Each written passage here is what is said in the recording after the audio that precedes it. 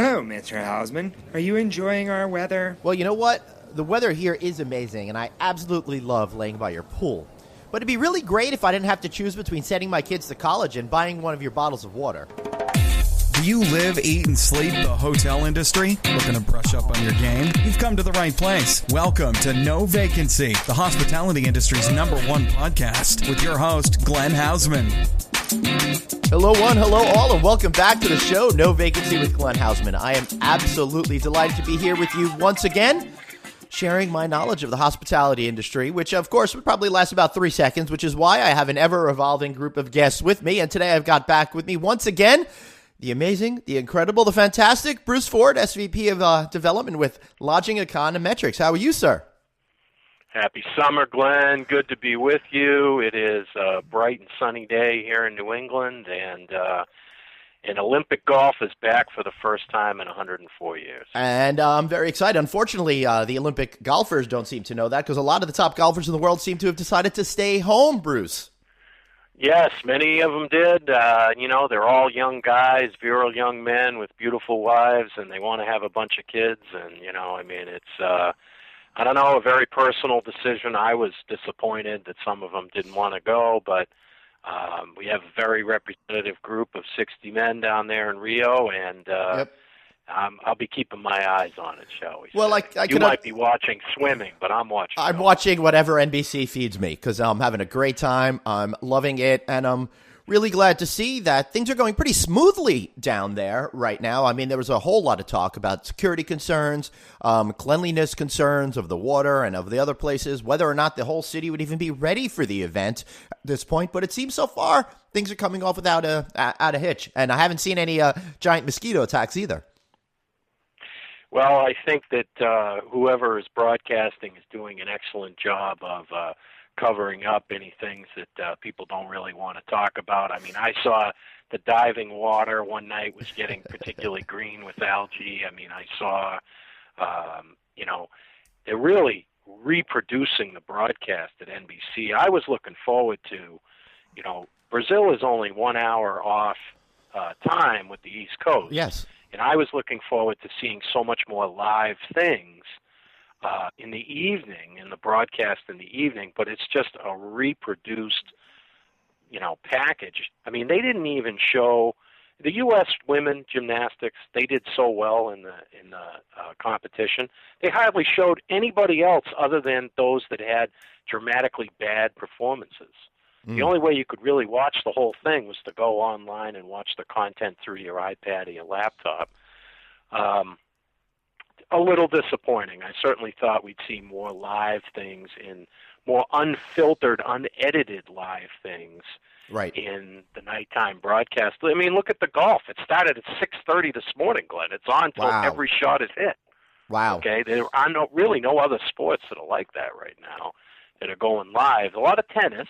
Okay, I've seen a lot of tennis on Bravo, but, hey.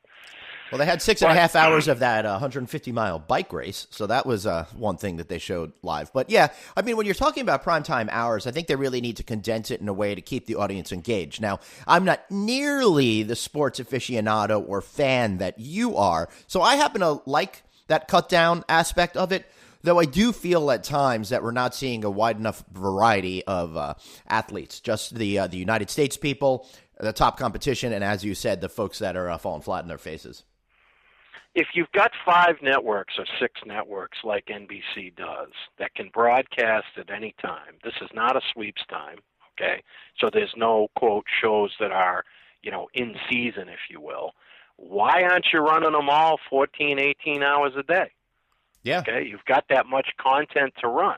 Okay, I have to ask that question. I mean, they pay so much money for the broadcasting rights for this thing. It just seems to me that, I'm not getting excited at sitting in front of the TV to watch beach volleyball with my younger children because they think the women should be shown for the American men. I mean, I don't know. I was actually watching that last night, and we're recording this on Thursday, the day before the show gets distributed. And I'm amazed that the women playing this sport are really dressed in these little tiny bikinis for the most part, which is really weird. At least the Swiss last night were wearing these full bodysuits, and it took that sexuality aspect out of it, which I just think is really strange when you're talking about Olympic competition. Yep. We could have another whole podcast of sexism in journalism, Glenn, but we're not here to talk about that. No, we are not, because that has nothing to do with the hotel industry, though it is an interesting topic.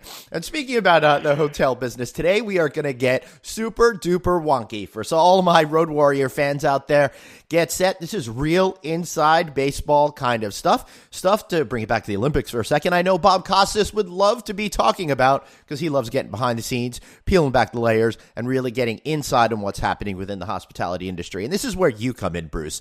You know, your company, Lodging Econometrics, pretty much traces every single bit of the hospitality industry new construction pipeline, from the time an idea to build a hotel pops into somebody's mind until the time they are open, all the various phases in between, and even those folks with existing hotels thinking about doing renovations on them. So you are extreme expert here to talk about the market conditions that we're seeing going on, the size of that pipeline, how things are changing, how that affects transactions, and all of that good stuff. Whew, that was a long sentence. Bruce, you ready to take it away and tell me how you see it? Well, I'll take it away, Glenn, and I'll take it straight to where we kind of sit today, mid-year 2016. We have had a significant run of but let me add that this is brand new numbers based on the first half of the year. This is the first place that you're really hearing it, other than the news that you're putting out directly through your website. Correct. Yes, you have the exclusive. Woohoo! So to start and speak about 2016, where we sit today in the middle of the summer, okay, the expectations are a couple things. First of all, we're anticipating that America has gotten into their cars this summer and is driving to destinations because gas is so cheap. We think that that is a helpful outcome for the hotel industry.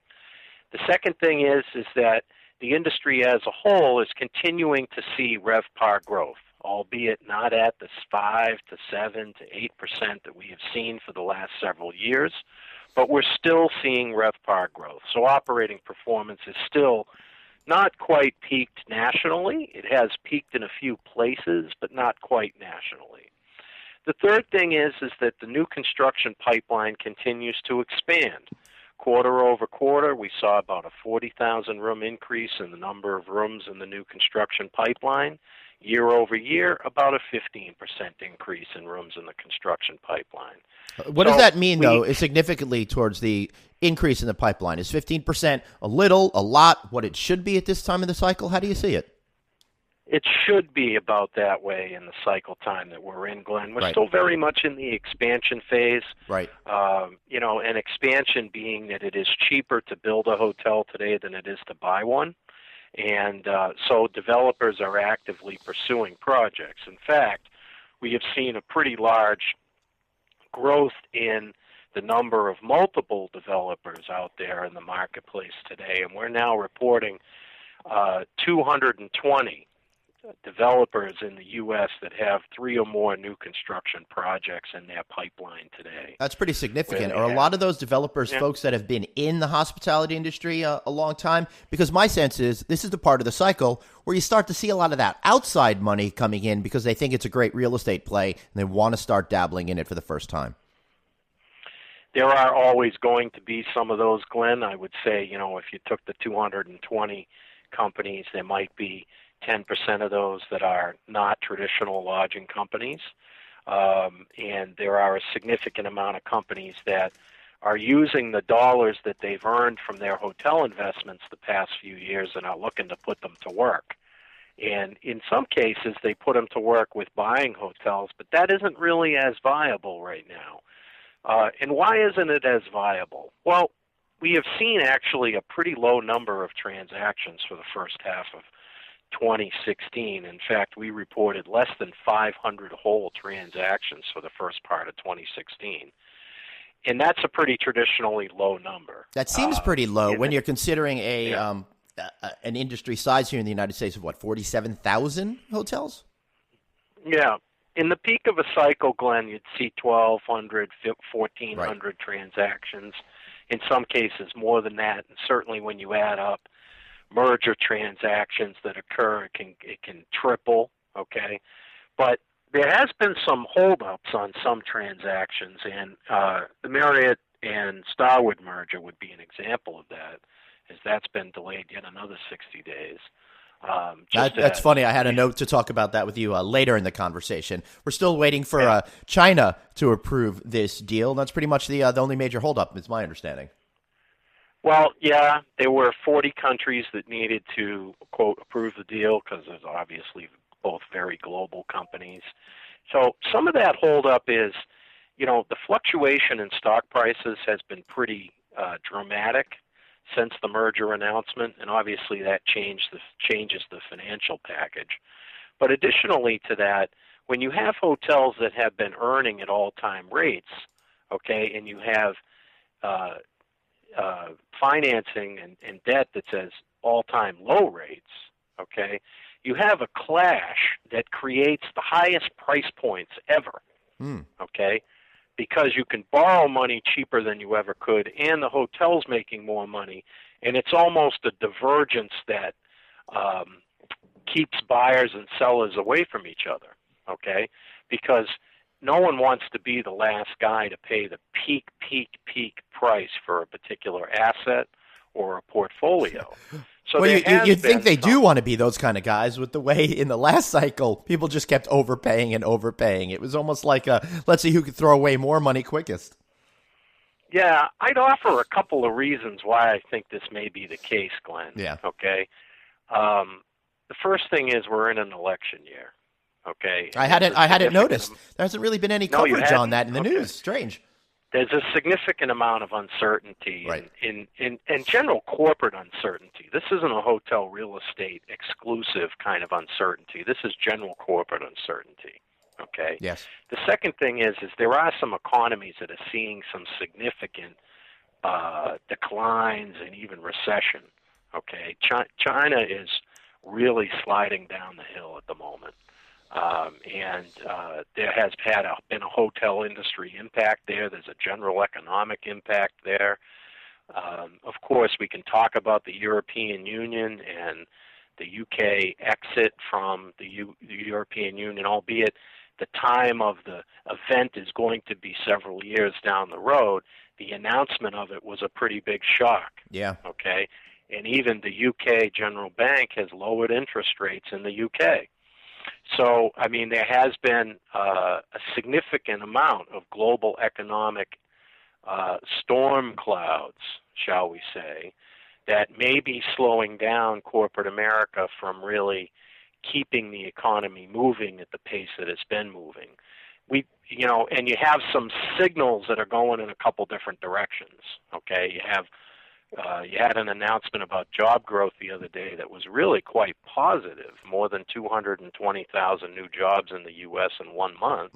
That's very good. It sure is. But it's not great everywhere, okay? And some people are settling into I don't know, I might just close the wallet for a little while. Yep. Or I might spend a little less, which is really kind of leading to that, what we talked about a little bit earlier, which is that drive-to vacation, maybe shortening up the vacation. Not going to go for 10 days this year. We'll drive for 6. We'll stay a little bit closer to where we are. And I think, from a hotel industry standpoint, that's going to have an effect on some resort destinations, but I think at the same time, some of those regional resort destinations may flourish as a result of that. And I have heard that from other people where they say, as a for instance, Fort Lauderdale may not be doing fabulous, okay, but, the Catskills in New York are actually doing pretty good. Which is such a strange thing to hear. The last time I heard the Catskills were doing pretty good was in the 1950s and 60s, I think. I know the Catskills from the 80s when my family used to go there, when it was just in a horrific state of decline. Yeah. Well, the drive-to vacations are very popular. So what else have we seen happen, Glenn? Well, one of the big changes in the industry, we talked about transactions being a little bit slow, okay, and that it's cheaper to build than it is to buy today. One of the reasons that it's cheaper to build than to buy is because construction debt is at an all-time inexpensive rate, okay? And we were borrowing money at 4 to 5 points higher in the last real estate cycle for new construction than we are today. However, some people have begun to speak up to say, well, the terms are changing. Some banks that were very interested in lending have pulled back a little bit.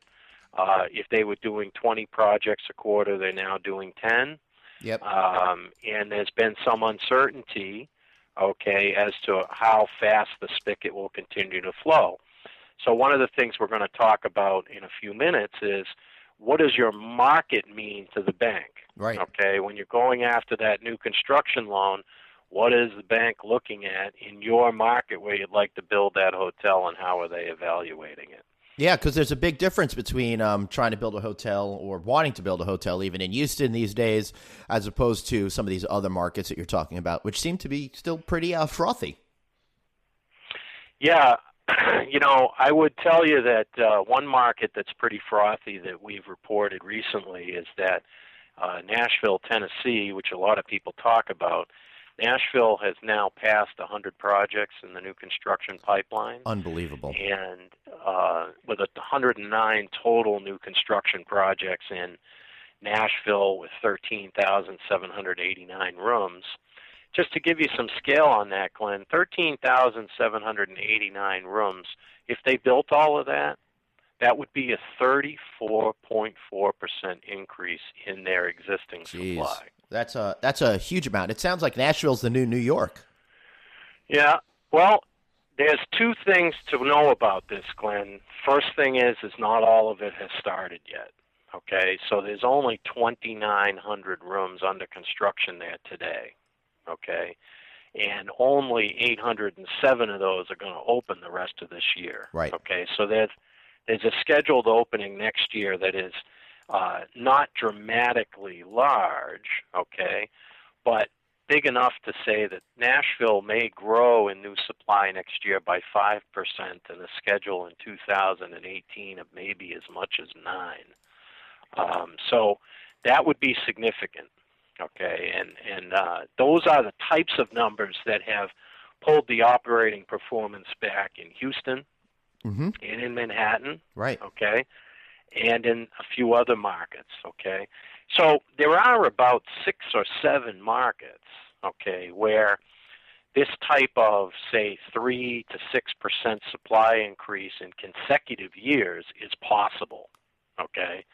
And when we start to talk about that, you have a big platitude of number of, almost 560,000 rooms in the pipeline, but taking it locally, okay, you should be looking at new supply and how it's impacting you in Nashville, Miami, New York, Seattle, Houston, Denver, Dallas, Boston.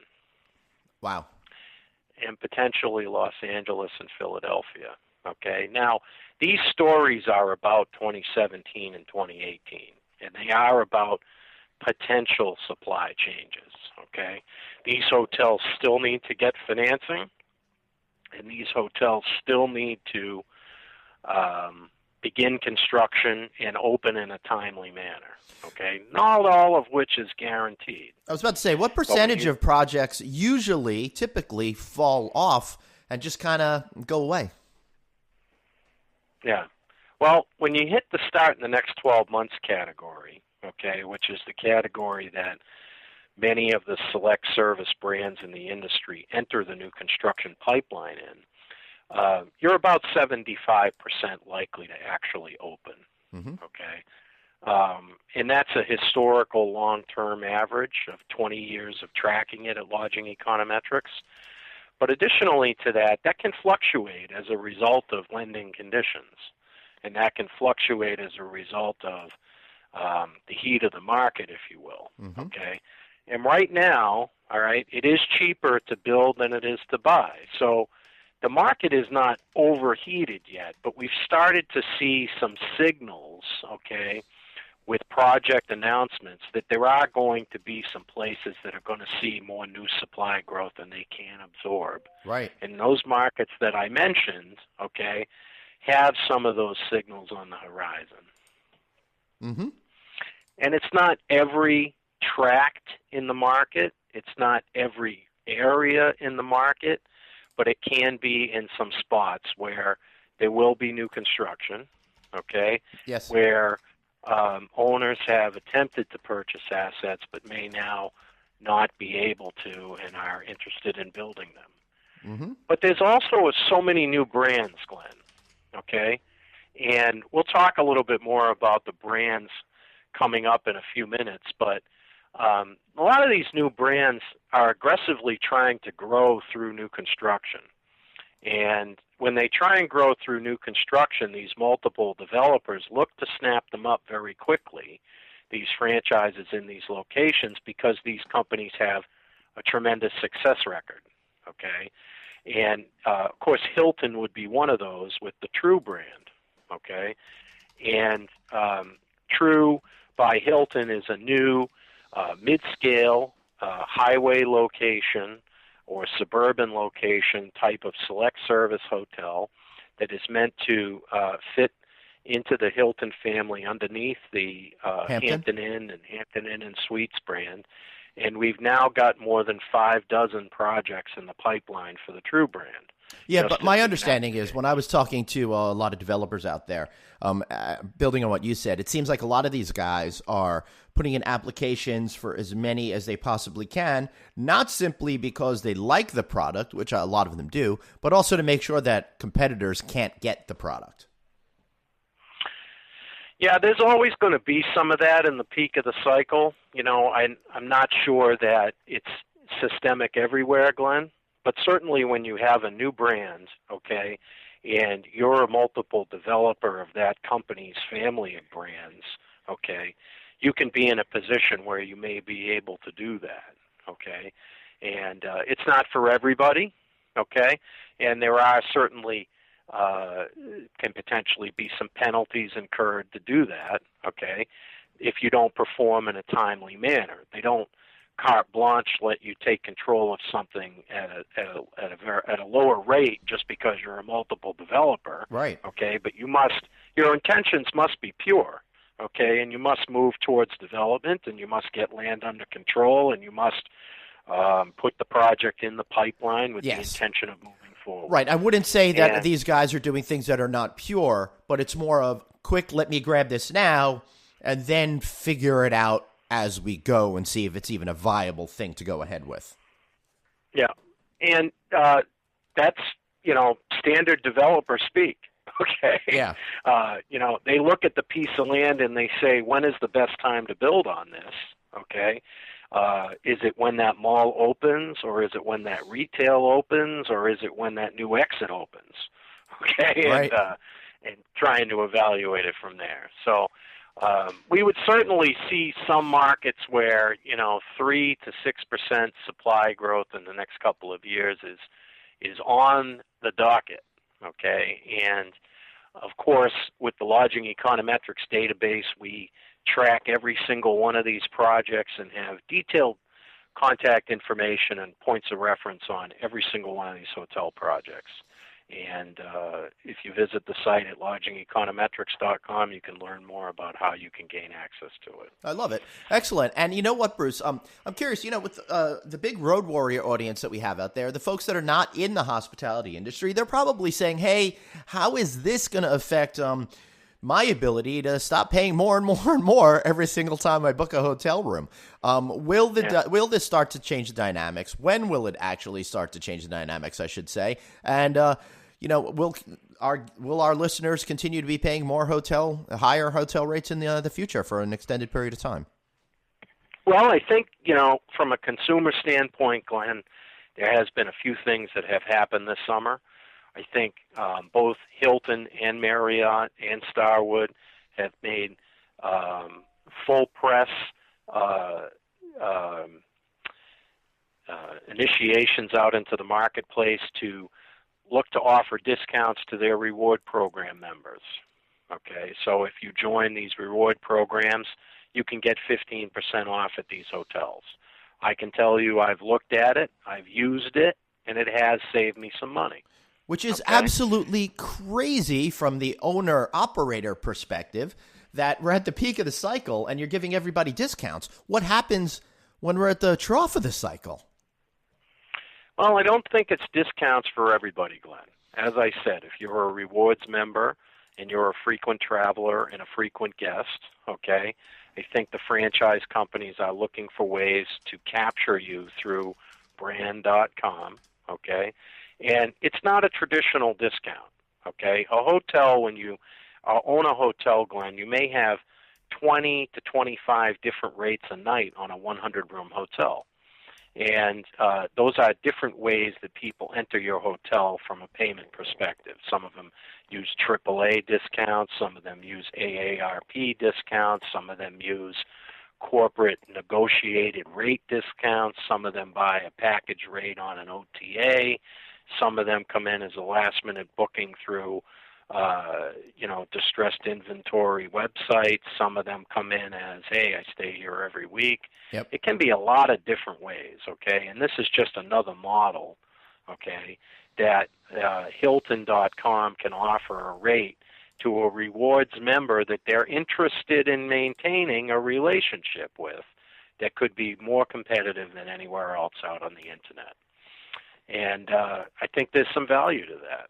And as I said, it works. I've used it, and I think it's a model they're going to use going forward. Yeah, well, there's definitely a value to the customer out there. That's for sure. Yeah. Additionally to that, Glenn, okay, I would tell you that last-minute inventory in hotels has always been the best way to potentially find cheaper rates, okay? But when you have a sold-out situation in a city, which you will have in the summertime, and you will have in conference cities, and you will have during the middle of the week on business travel and leisure travel times, okay, there is fewer and fewer options, okay? And those rates that are available, where there are rooms available, where the hotel is 85 or 90% sold out, they are going to be more expensive than you've seen in a while. And that's a result of where we are in the cycle. Right. So advanced booking is important, okay? And continuing to check your, if you want to move the hotel around, continuing to check your cancellation options, your prepayment options, and how can you potentially maximize and pay the least that you can. Being a master of the system is always part of it. Yeah, exactly. And, we've got to get you back on here to talk about how to master the system at another time and date. Any other big news going on with you in your world? Well, I would tell you additionally, Glenn, out there in the marketplace that as a hotel owner, you're a very happy guy right now. You're making more money than you've ever made, and you're contemplating what your next moves are going to be. And in some cases, you've decided to invest in building a hotel. In some cases, you are planning the renovation of your existing portfolio for a time when room night demand slows down a little bit. I think we have seen some owners really do embrace investing for the future today. I think I've seen more owners really beginning to embrace the technology in the hotel and saying, I no longer accept that my Wi-Fi isn't very good.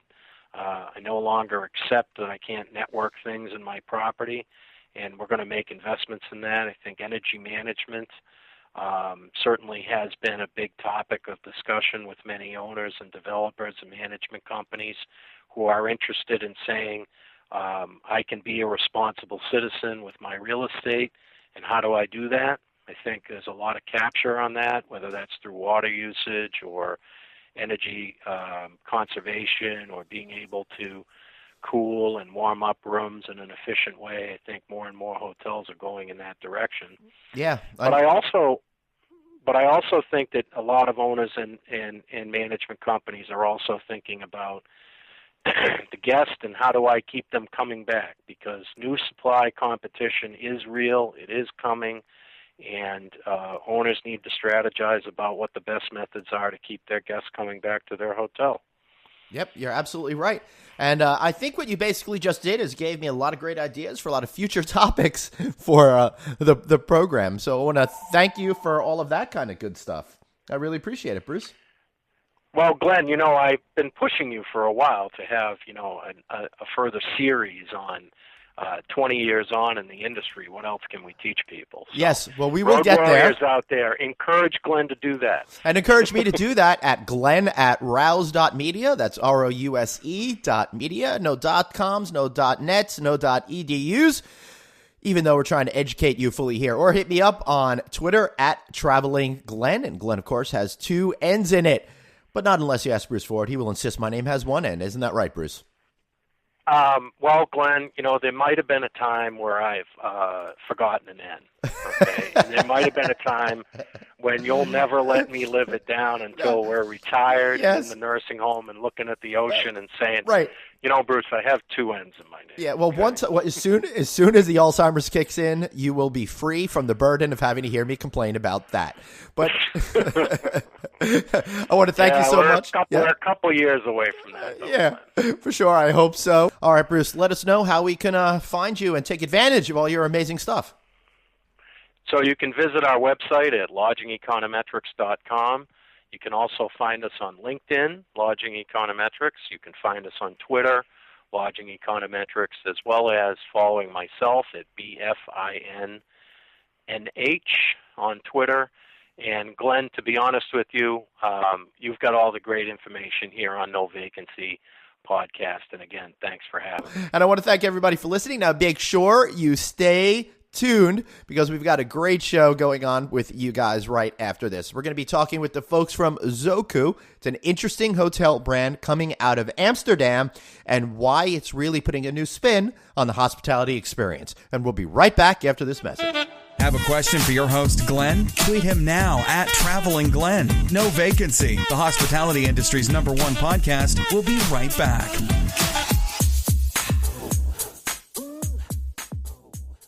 Get a $50 Best Western gift card when you stay 2 separate times. Plus, enjoy breakfast and free high-speed internet. Rewards members get even more when you book direct at bestwestern.com. Visit bestwestern.com for terms and conditions. Each Best Western branded hotel is independently owned and operated. Morning. Let's get right into it. Amsterdam is a pretty cool place to live. I've only got a chance to go there once. What's it like living over there? I mean, it's definitely an interesting place to spend some time over here.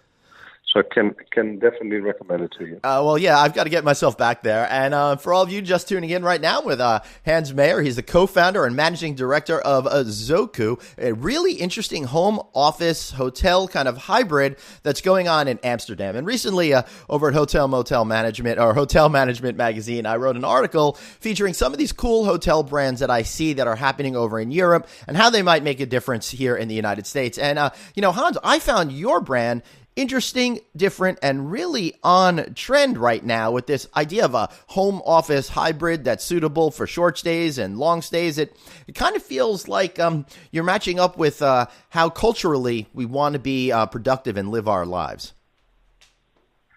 Yeah, Glenn, when we started, we just talked to around 150 people from the target audience, and what you see nowadays is that personal and professional lifestyles are definitely changing, and boundaries between work and leisure are fading.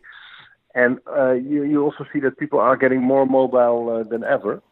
So driven by advanced technology and a better infrastructure, this generation has a very, very mobile mindset. They also work for companies outside of the traditional employment relationship, and are member of networks of like-minded professionals from different companies and backgrounds.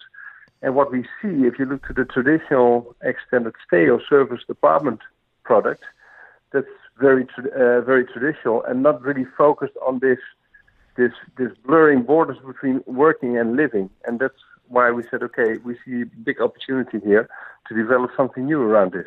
Yeah, I agree. I see real big opportunity because the way that the typical millennial adult and even older folks like me and Gen X work differently. It's not really about working X amount of hours in a row and then having a personal life if you could squeeze it in. It's kind of more of a 24-hour integrated process. Work a little bit, live a little bit, but more importantly, kind of be in that neighborhood and be able to experience it. And it sounds like this is what you're going for. Yeah, for us it was crucial to create this typical home office hybrid, but still with hotel services. And what you can see and experience throughout Zoku is there are different places where you can work, whether it's in silence and full concentration or whether it's in the bar. You can play in different areas. You can also invite people to your own private space without them having sitting on the bed, but also you can join in on the top floor for a shared dinner. So it's really working, living, is everything going through, it's weaving everything through the concept. Now, tell me a little bit about how it works, what the spaces are like, and all of that. Now, I kind of stumbled on this whole concept as I've seen society kind of shift to the wanting to work a little bit differently. And I wrote an article for USA Today here in the United States that focused on how hotels are eliminating desks from guest rooms. And they're really saying that a lot of customers today, specifically in the United States, are looking to get down into the lobby and have different areas where they could work. Some a little bit more concentrated, some at big tables where they can communicate with each other, just kind of upending all we thought about how you get work done. So how does work get done in the hotel, and how does that maybe how does the hotel, I should say, facilitate the idea exchange necessary to really maximize your opportunity at success? So the first thing, Zoku is also suitable for long stays. So in any case, we wanted to give people the opportunities to decide themselves where they would like to work. And that means that you want to have good working facilities within your private space, which we call the Zoku Loft. But at the same time, you also want to be able to work in a more social way in the social spaces. Now, if you look to the Zoku Loft in a traditional hotel room or in a studio apartment, the bed is always the most dominant piece of furniture. Right. And that really prevents you from inviting people into your place for example, a meeting. Within Zoku, in the Zoku Loft, the kitchen table is paramount. That's a place where I can have a cappuccino on my own, but I even can have meetings within my own loft. So I can make the decision to have a meeting in my own private space with somebody else, but also to work there. At the same time, we also have in the social spaces, everything is designed in a way that you can work efficiently and effectively over there as well. So within the social spaces, we got areas where people can work in full concentration, where there are printers, where there's even a 3D printer and all the tools you need to finalize a job. But at the same time, there are also working areas in the bar and even in the living kitchen. While you grab a meal, you can continue with your laptop open. So we very much believe that those spaces should be very attractive. There are lots of daylight. At the same time, there are also a lot of greens. There are a lot of green plants, which we have here in order to keep people maximum energized and at the same time enjoy the space as well and meeting other people. Because if you look from a work point of view, it's still important if you are in a city where you don't know the city very well, you don't have your business network there. There are the people who work for us. We call them sidekicks. They also help you not only with building up your social, but also your business network while working in Amsterdam. How do they help with building up your social and business networks? That sounds very interesting to me. Well, first of all, I mean, if you arrive in what we found out through our research is that if people stay in a city they don't know very well, they start to miss the friends, family, the food of the mother, what have you.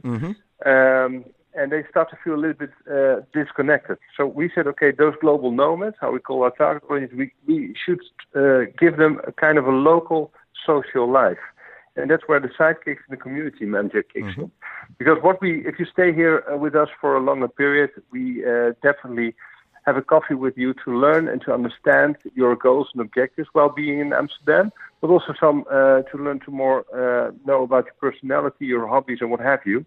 And we actively pursue other people where we say, okay, there should be a connection between those people.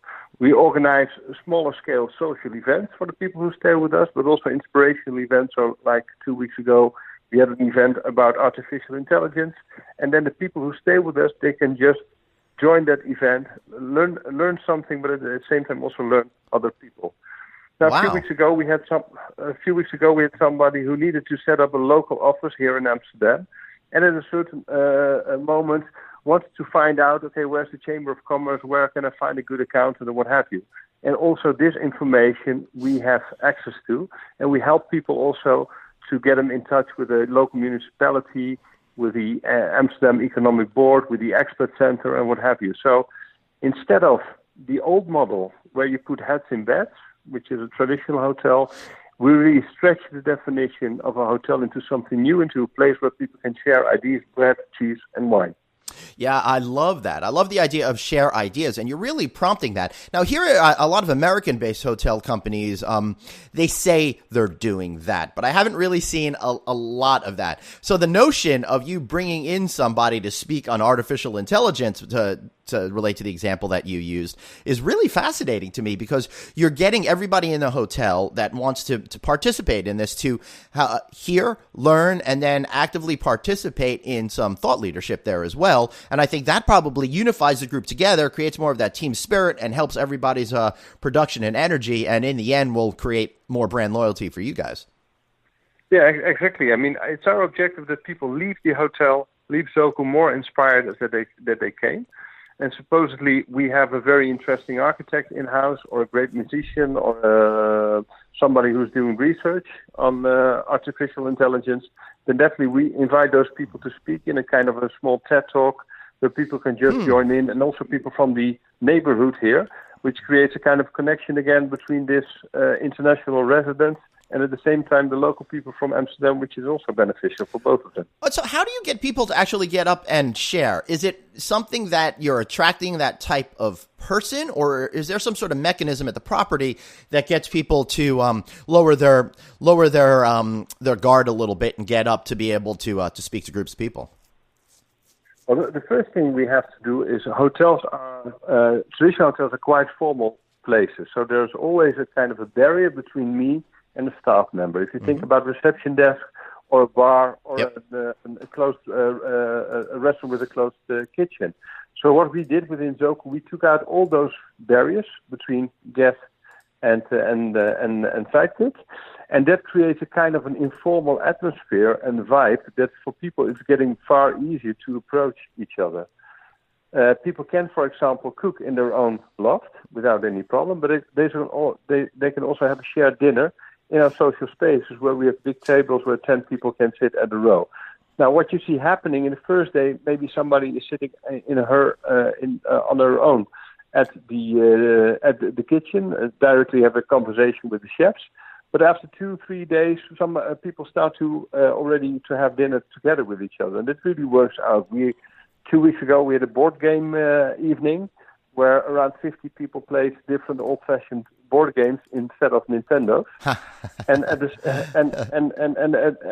same time they play music with each other. So it's a little bit this atmosphere which you have in very cool hostels, which you never find in hotels.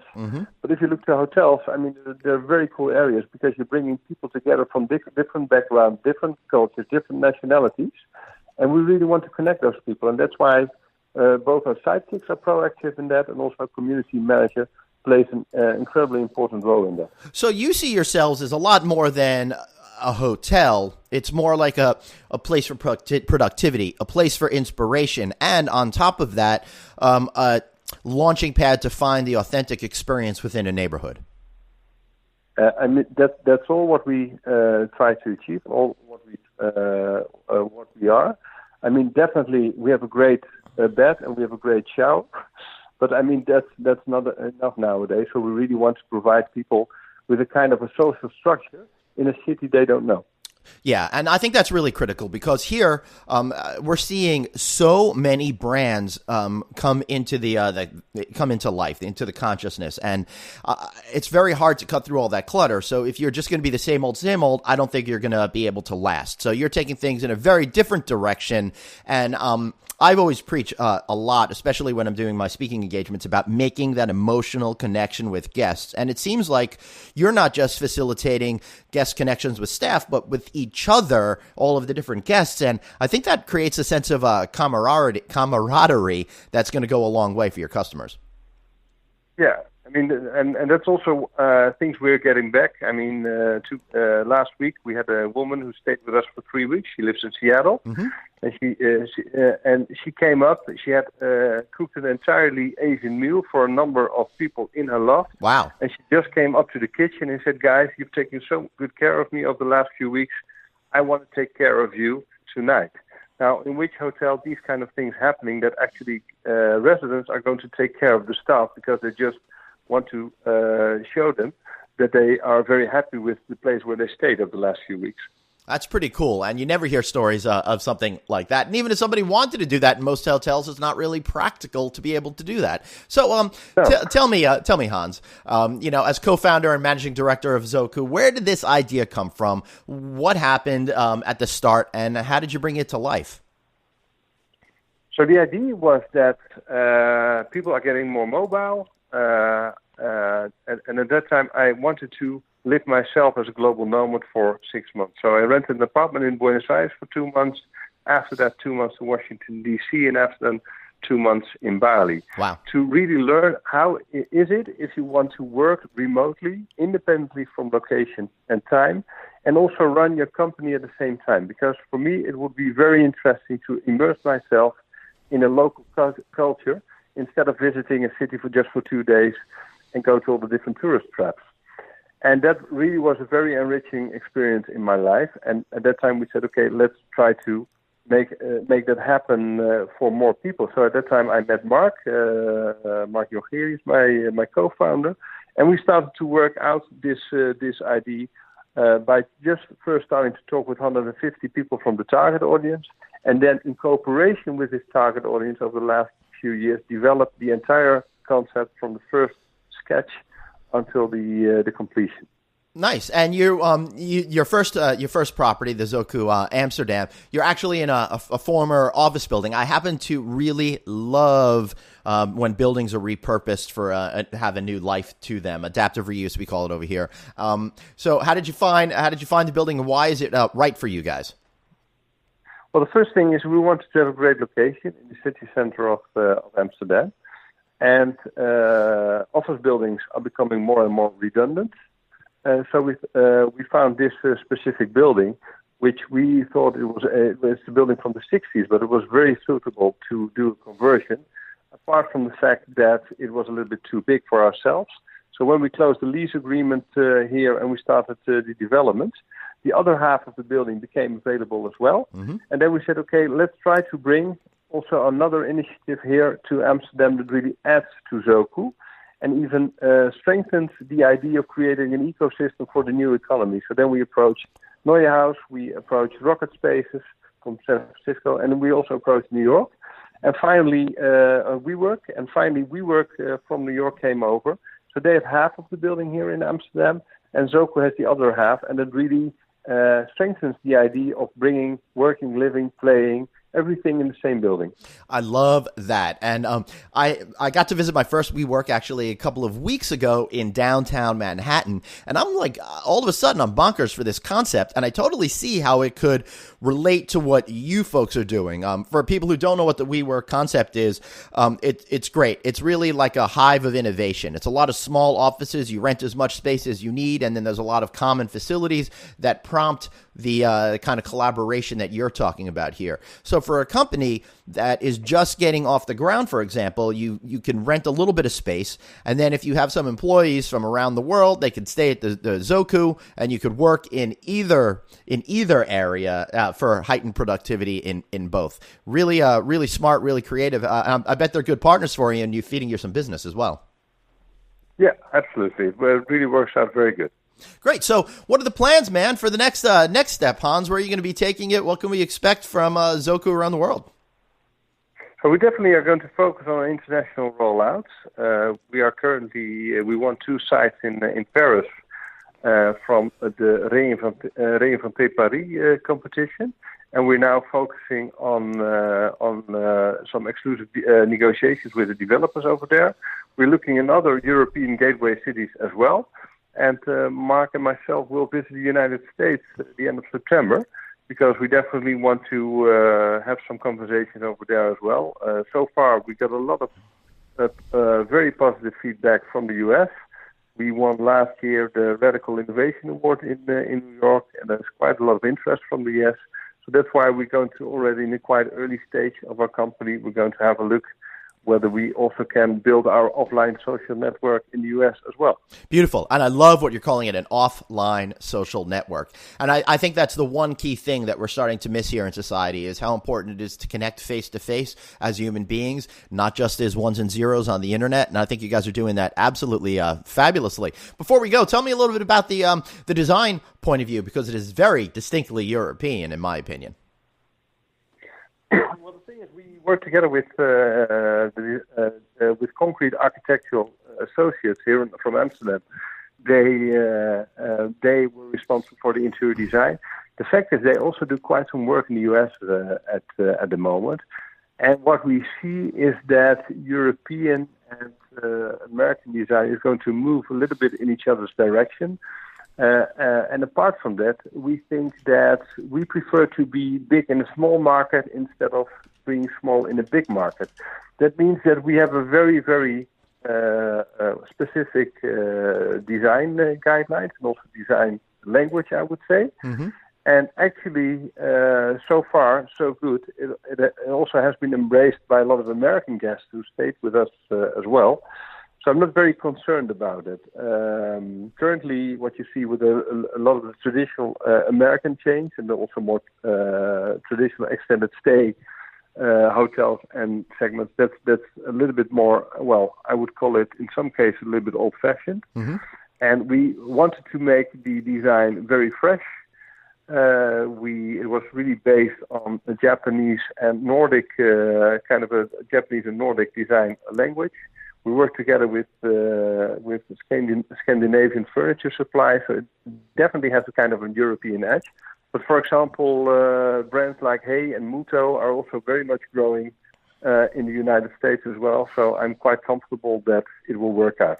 Right, and it will work out because it looks like you've gotten your customers engaged in an entirely different and new way. You actually crowdfunded a portion of your budget for building this property. Tell me a little bit about that and how that works and how you managed to raise 100,000 euros in less than 20 minutes. Well, it was 300,000. Oh, this here says $100,000 on the sheet that I have. So I'm sorry about that. Yeah, no. It's it was partly the 100K in 18 minutes, but just in a few days we were able to raise 300K. Mm-hmm. Well, the entire idea behind it was we love to experiment within Zoku. And at a certain point, we said, okay, this idea of crowdfunding should fit very good at Zoku. Second is that we were also building a meeting and events area, and we said, okay, we need 300K extra. And we thought, okay, apart from getting equity, you're also getting ambassadors. So we just wanted to experiment with the idea to do some crowdfunding. And indeed, after a few days, we were able to raise 300K in the last 18 minutes. The 100K was filled. Okay, good. So thank you for telling me I'm not completely wrong. And also, how has those guests, are they more loyal? Are they spreading the love for you? When you invest money in something, I think you're more likely to really want to promote it in a big way. How has that effect worked for you guys?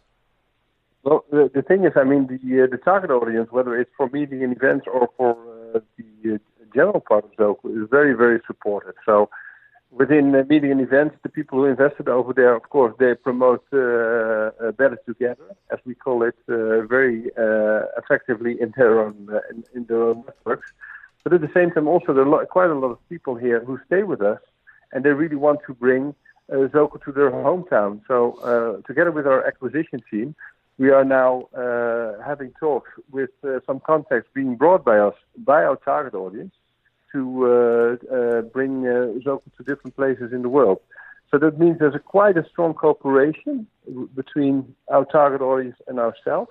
We call ourselves also always in beta.